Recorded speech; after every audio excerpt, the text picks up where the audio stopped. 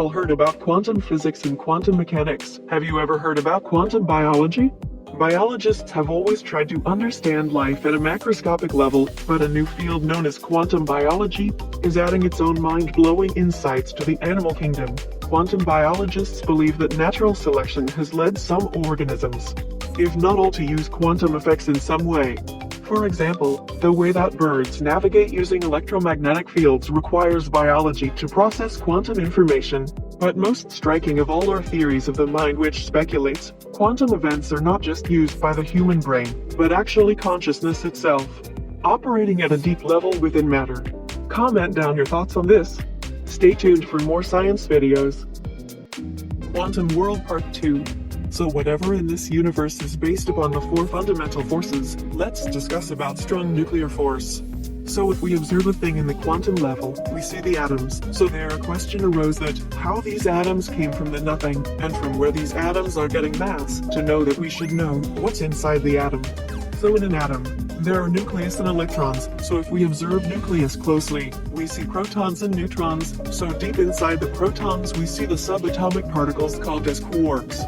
So here, people think atoms' mass comes from quarks, but the reality is quarks holds only 2% of mass in an atom. So where does the other 98% mass come from?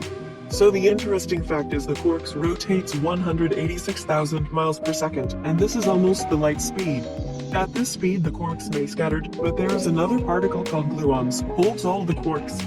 This is known as strong nuclear force. If there is no gluons in the atom, the nucleus will not be stable. If that happens, there is no atom. No atom means no humans too. Stay tuned for Part 3. Quantum World Part 3. In the previous video, we discussed the strong nuclear force. Now let's see weak nuclear force. As we all know, the strong nuclear force keeps the protons and neutrons stable in an atom, but the weak nuclear force makes the atom unstable by sending protons and neutrons out. In an atom, the number of protons and neutrons decides the substance state. So if there is no weak nuclear force, the change in protons and neutrons never happen, and there will be no humans alive in this universe, and the continuous veering of a star also haven't possible.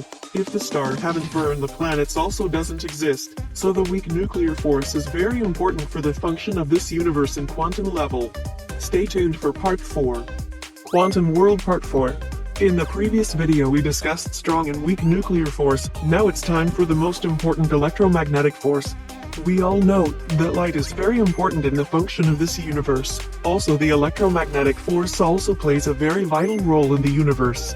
So in the process of the nucleus interacting with the electrons around it, a particle known as photons is released. It means if an electron loses its energy, the photons are released. So this is known as electromagnetic force. Okay, stay tuned for Part 5.